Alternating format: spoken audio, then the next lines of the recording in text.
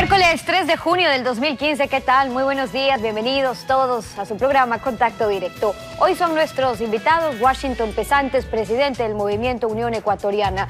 Entre ese pasado nefasto de la derecha, un sistema monopólico de poder, un ex colaborador con ambos sistemas presenta su propuesta de alternativa política. La actualidad, los protagonistas, el análisis y la información en Contacto Directo.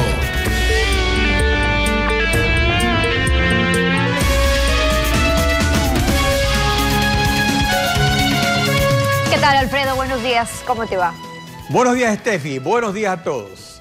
La Asamblea Constituyente de Montecristi, en su primer día de labores, expidió el mandato 01, mediante el cual asumió el poder supremo de la República.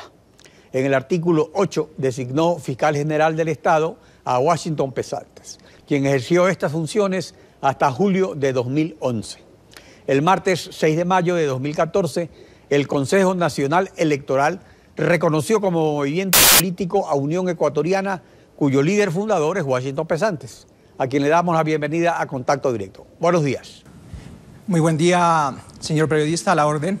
Un placer saludar a los que nos escuchan y nos ven a través de Ecuavisa. El día que el CNE reconoció al movimiento Unión Ecuatoriana, en su discurso en el CNE, según el diario digital La República, usted expresó que hay que evitar volver al pasado nefasto de la derecha y mantener distancia con un sistema monopólico del poder. Así se refirió a la partidocracia y a Alianza País. En estos momentos, ¿qué le está causando a la democracia el sistema político monopólico al que usted se refiere? Mire, primero vale precisar que yo fui elegido ministro fiscal general del Estado después de una carrera de 7 años. Yo fui ministro fiscal de Pichincha, luego de ganar un concurso, y luego gané el concurso nacional para ministro fiscal del Estado. Es así como, corrigiendo un error de lo que llaman partidocracia, la Asamblea me nombra ministro fiscal. Fue el único que había ganado un concurso, fue el único que había hecho carrera. En efecto, fui 4 años fiscal general del Estado, pude transformar la fiscalía, haber creado más de 80 fiscalías en el país y tuve una actitud vertical frente a los hechos de corrupción anteriores y también ciertos hechos de este gobierno. Yo enjuicié a 3 ministros de este gobierno. De eso consta la opinión pública, 2 de ellos guardaron prisión. Eso de un lado. De otro lado, nosotros representamos la tercera vía ecuatoriana y latinoamericana.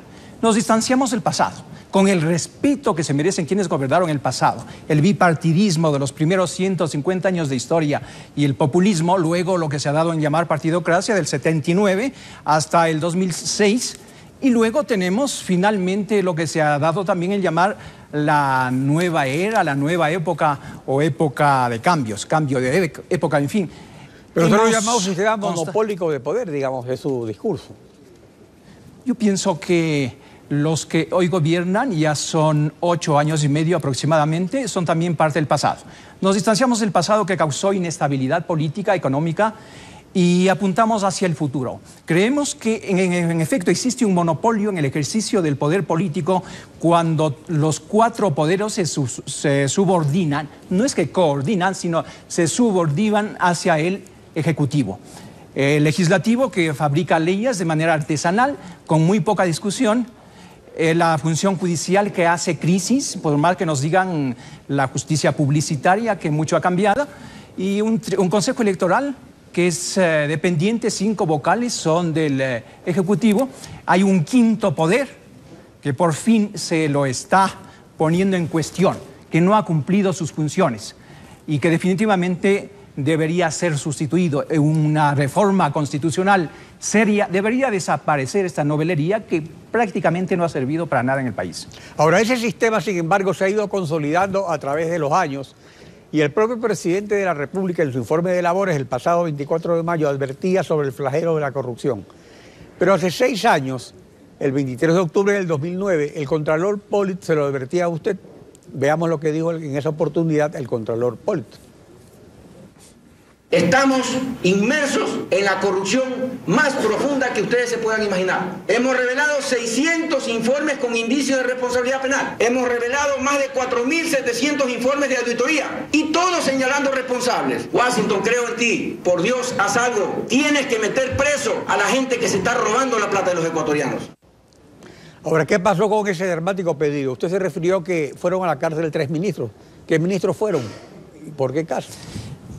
A ver, yo fui la persona que pedí la prisión preventiva en el caso del ministro de Deportes. Y yo pedí la prisión preventiva y estuvo, por decisión de los jueces, únicamente 24 horas el ministro de Agricultura hace aproximadamente 5 años. En el Ministerio de Salud igual pedí medidas cautelares.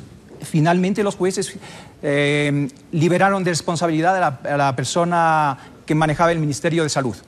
De manera que hubo una actitud vertical, frontal de lucha contra la corrupción, contra la delincuencia a todo nivel. Usted hace eco a las palabras del Contralor General del Estado. Me hubiese gustado que le ponga la respuesta que yo lo di a menos de 48 horas. Yo me trasladé a la Contraloría General del Estado y le dije, Contralor, ¿a qué se está refiriendo? Y bueno, en mi administración sí se tomaron medidas importantes. Yo decidí nombrar en cada provincia un fiscal especializado para seguir los casos de peculado, cohecho, concusión, de manera que el Contralor tuvo que retractarse de muchas cosas. Ahora bien, yo también le dije al Contralor en ese entonces que nosotros debemos perseguir los hechos de corrupción, pero no esa corrupción de poca monta. Claro, es que todo hecho es un acto de corrupción, pero seguir un proceso penal por 400 o 500 dólares, como lo siguen algún concejal de un cantón remoto o al alcalde de Pelileo por 480 dólares, eso es engañarse. Cobren esos 480 dólares y no hagamos simple publicidad. Hoy también se está hablando que la corrupción se desplaza simplemente hacia las provincias y que los gobiernos seccionales son los corruptos. Yo creo que la corrupción está en el gobierno central y también en los gobiernos seccionales, de manera que, con el respeto que se merece el Contralor General del Estado, más allá de los llamados permanentes, las exclamaciones de la corrupción, deberían ser más efectivos. Hoy, por ejemplo, con el Código Orgánico que se acaba de aprobar en agosto pasado, el Código Orgánico Integral Penal, se favorecen los actos de peculado, porque le dan al Contralor la posibilidad de que él diga este caso se sigue y este no se sigue. Establecen un requisito de procedibilidad restándole al fiscal o a la fiscalía la titularidad de la acción penal. Antes el fiscal podría hacer, como yo lo hice, de oficio, iniciar una acción penal pública. Hoy tiene que esperar que el Contralor le envíe un paquetito a los tiempos y lo envía. Pero diciendo resulta que cuando le envían penal, los paquetitos, por ejemplo, el Contralor, que le ha enviado más de 1000 paquetes, o el superintendente de bancos, en el caso de USAC, al fiscal, el fiscal, sin embargo, recién inicia, o se inicia nuevamente una indagación previa, se demora 2 años y ahí hace una conclusión. Cuando la fiscalía no tiene un departamento de auditoría como los que tienen la superintendencia de bancos y la Contraloría. Incluso usted, cuando fue fiscal en el caso Palo Azul, tuvo que contratar a un auditor externo experto en el asunto petrolero, por lo mismo que la fiscalía no está preparada en su infraestructura para atender ese tipo de casos, por ejemplo. Desde luego, nosotros, los fiscales, digo nosotros, usted está hablando de mi actuación como fiscal, tenemos que valernos de experticias, de peritos técnicos. Para la mayoría de casos, usted tiene que contratar un médico legal, usted tiene que contratar un experto documentólogo. En mi caso del Palo Azul, por ejemplo, un acto de corrupción de los más grandes de las últimas décadas, fui quien reabrió el caso. Y estamos hablando de aproximadamente 100 millones de barriles de petróleo. Eso al precio de 50 dólares actuales son 5.000 millones de dólares. Reabro la investigación, voy ante los jueces y los jueces, a pedido del señor fiscal, que era otra de las personas que era sujeto de investigación, dicen que se archive el caso y que se sancione al fiscal por investigar. Resulta que los patriotas que investigamos los grandes casos de peculado somos objeto de sanción e inclusive de persecución, porque hay una indagación previa. Y o sea, eso está ocurriendo actualmente. Usted está perseguido por haber tratado de que se haga justicia en el caso Palo Azul. Desde luego. Desde luego, y en otros casos. Mi actuación ha sido frontal, por eso le decimos al país, necesitamos una opción distinta a lo del pasado, y ahora ya, 9 años después, pensamos que los que están ahora son pasado. Miremos al futuro, le planteamos una tercera vía en donde se respete la propiedad privada, en donde no haya tanto impuesto como los que se acaban de dictar en lo que van los 5 meses. Tenemos los impuestos o aranceles llamados salvaguardias 1. Se quita el 40% del aporte del Estado al IES. Se pretende imponer la ley de la herencia y la plusvalía. La ley de la herencia, obviamente, quienes hemos estudiado se compadece con la doctrina marxista que pretende eliminar las herencias. Es decir, se pone impuestos a lo ilícitamente ganado, pero se deja impune otros hechos de dinero sí ilícito.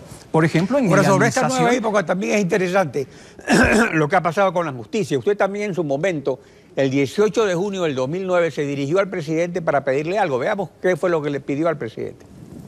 Hay un poco de agua. El nivel de algunos magistrados de la Corte Nacional de Justicia es deplorable. Ni siquiera la llamada Pichicorta tenía jueces tan mediocres como hoy están en la mayoría de las salas. Señores del Congreso Nacional, presidente Correa, por favor, es hora de reestructurar la Administración de Justicia. Esa reestructuración se hizo después de 3 años, pero ¿cómo se hizo? Dentro de ese poder al que usted llama monopólico y con un quinto poder al que usted muy bien dice que realmente debería desaparecer. ¿Cómo ha funcionado esa reestructuración de la justicia? Yo no soy optimista, salvo honrosas excepciones. Podemos ver ahora jueces, muchos neófitos, muchos pusilánimes, temerosos, y encima de aquello toda una legislación tendiente a controlar a los jueces. En el 2009 yo puse a consideración del país mi renuncia porque se imponía en aquel entonces el Código Orgánico de la Función Judicial, y yo advertí, aquí hay una figura como el error inexcusable. Al juez que pretende pronunciarse en derecho en casos importantes se le inicia un proceso y se va a la casa. De manera que todo aquello que dice que ahora sí tenemos una justicia de exportación para los que somos catedráticos universitarios, los que hemos ejercido la profesión libremente, los que hemos sido jueces, fiscales, sabemos que vivimos un momento muy crítico. A los jueces se les conoce por sus pronunciamientos, y cuando no hay el menor sentido de proporcionalidad, cuando no se respetan los principios de inocencia, cuando no se respeta el principio de mínima intervención penal, pues no estamos viviendo en esencia un Estado de Derecho. Ahora, ¿es viable la alternativa de cambio que usted propone con un paquete de enmiendas constitucionales que perfeccionará ese poder al que llama monopólico? Nosotros proponemos no solamente cambiar el tema que ha propuesto el Congreso, es decir, esa reelección indefinida. Eso es un aspecto más. Hay que desmontar todo aquello que tiende a formar en el país un hiperpresidencialismo. Un presidente demasiado fuerte que, además, con la personalidad de algunos que ocupan el poder, concentra totalmente toda la función pública. Hay que disminuir el número de legisladores, hay que disminuir el número de ministros. Hay que tomar medidas importantes. Por ejemplo, yo creo que no es el momento de mantener el monopolio del seguro social respecto de la afiliación. Podríamos pensar en otras alternativas como empresas de economía mixta, etc. Es decir, el cambio debe ser bastante profundo. Y aunque nos digan que el país ya ha cambiado, nosotros estamos convencidos en la tercera vía que nosotros representamos como Unión Ecuatoriana, Listas 19, que el país necesita transformaciones fundamentales. Por ejemplo, pensar en el ferrocarril eléctrico, por ejemplo, pensar que el país necesita fortalecer su régimen democrático, independizar las funciones del Estado. Esos son cambios fundamentales que hay que apuntar hacia el futuro. Estas son pues algunas de las propuestas de Washington Pesantes, líder fundador del movimiento Unión Ecuatoriana, sobre el cual habrá oportunidad de conversar en el futuro. Gracias por su participación en Contacto Directo. Gracias, señor Pineda.